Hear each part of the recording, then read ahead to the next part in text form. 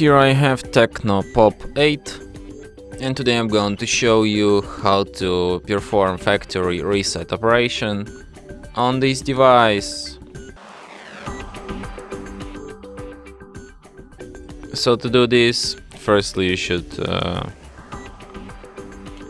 go to settings, then you should go to system section, select reset phone, erase all data, then erase all data once again, and then once again, and after that device will be restarted in like a minute or two or something like that.